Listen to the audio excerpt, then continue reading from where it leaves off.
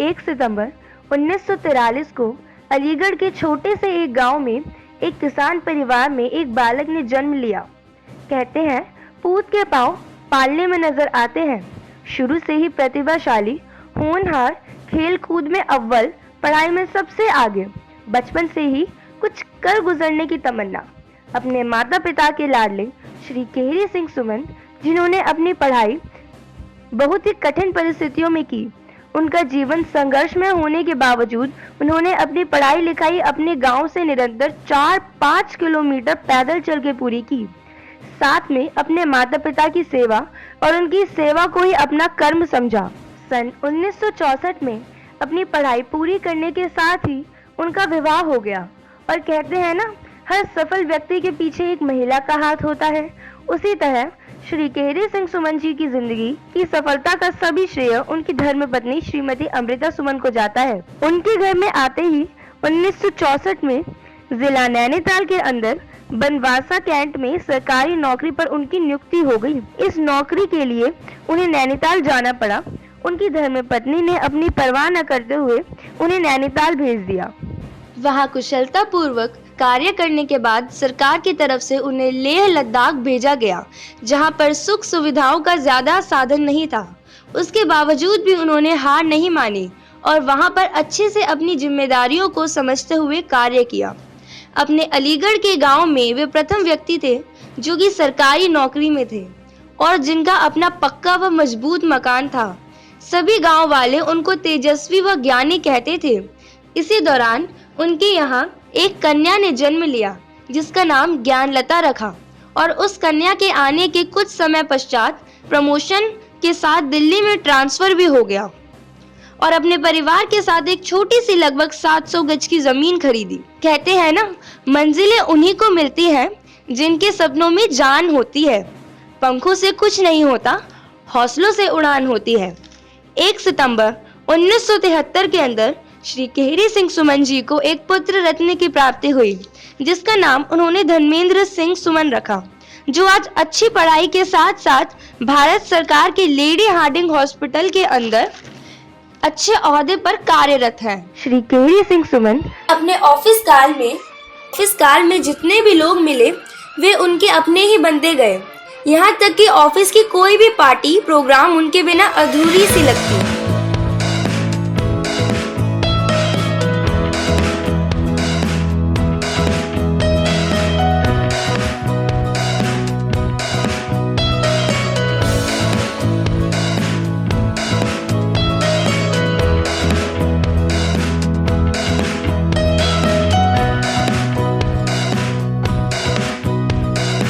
शुरू से ही उनको घूमने का बहुत शौक था।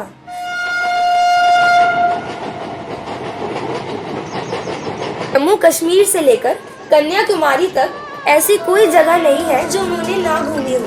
उनके हर रंग को उन्होंने और उनकी धर्मपत्नी ने मिलकर बखूबी से निभाया।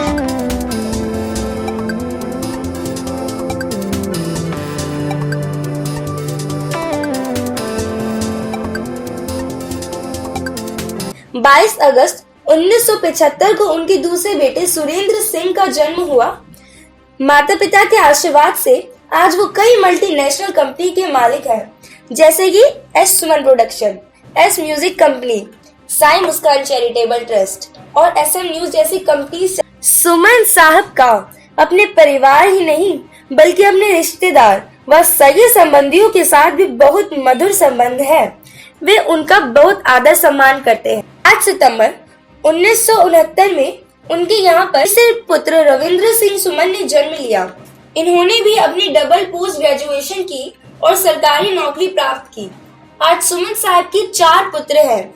सबसे छोटे और लाडले पुत्र धनेंद्र सिंह सुमन ने B.Com, MBA, LLB करने के बाद गोवा में अमृता रेस्टोरेंट स्थापित किया और आज उसे वो अपने कुशल नेतृत्व से बखूबी। 3 मई 1985 को सुमन साहब ने अपनी पुत्री ज्ञानलता का विवाह किया। इनके पति आज AGM के पद पर इंडियन ओवरसीज बैंक में कार्यरत है। इनकी 3 बेटी इंजीनियर शालिनी चंद्रा, दूसरी बेटी असिस्टेंट मैनेजर के पद पे SBI में शुभानी चंद्रा और शफाली चंद्रा है। वह उनका एक पुत्र इंजीनियर दीपेश चंद्रा है। समय के अनुसार सुमन साहब ने अपने बड़े पुत्र का 20 अप्रैल 1995 के अंदर विवाह किया और आज उनके एक पुत्र और एक पुत्री है, जिनका नाम डॉक्टर अभिषेक सिंह और अनन्या सिंह है। 20 अप्रैल 2000 में उन्होंने अपने दूसरे बेटे का भी विवाह किया। उनके भी एक पुत्र अभय प्रताप सिंह और एक पुत्री मैत्रेयी सिंह है। अपने कुशल कार्य और रोमानी अंदाज के कारण सारा स्टाफ सुमन साहब को लॉयन के नाम से जानता था और ये नाम उन्हें अपने साहसी प्रवृत्ति के कारण मिला। सन 1967 में FRL लेह में रक्षा मंत्रालय का दामन थामा। 1997 में डेसीडॉक ज्वाइन करने से पहले इन्होंने DRDO की विभिन्न प्रयोगशालाओं जैसे इनमास, DIFR, डिपास में अपनी सेवाएं दी। एक कुशल प्रशासक के रूप में अपनी छाप छोड़ी। समय का चक्र अपने समय से चलता जा रहा था। 31 अगस्त 2003 में अपनी सरकारी नौकरी से पूरा कार्य करने के बाद वह सेवानिवृत्त हुए।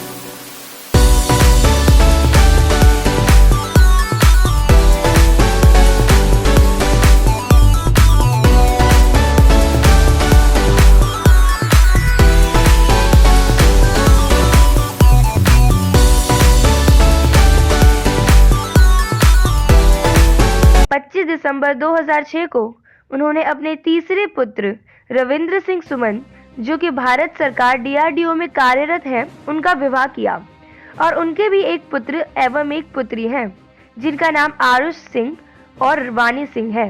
धीरे धीरे समय अपनी रफ्तार से चल रहा था।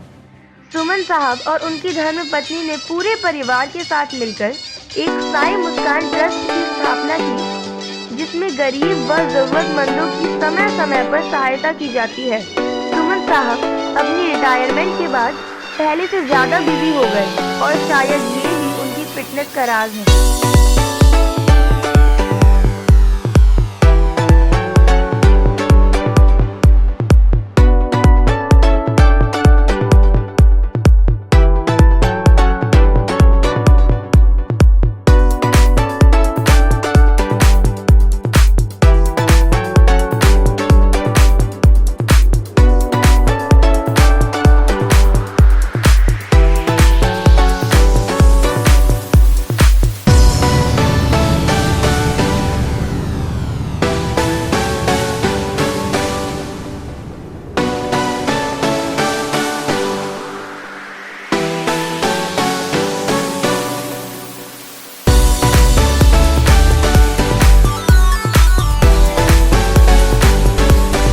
अब शादी की बारी उनके सबसे छोटे पुत्र धनेंद्र की थी, जो कि 19 मई 2012 को बड़े ही धूमधाम के साथ हुई। धनेंद्र और प्राची से 2 संतान हुई। पुत्र औरव, सुमन परिवार की सबसे छोटी व लाडली पुत्री अमृता, और यह नाम उन्हें विरासत में अपनी दादी से प्राप्त हुआ। सुमन परिवार एक नन्हे पौधे से अब एक विशाल, घना, छायादार, मजबूत वृक्ष बन गया। समय हंसी खुशी से चल रहा था कि अचानक से सुमन परिवार पे दुख के बादल छा गए और एक दिन कहर की ऐसी बिजली गिरी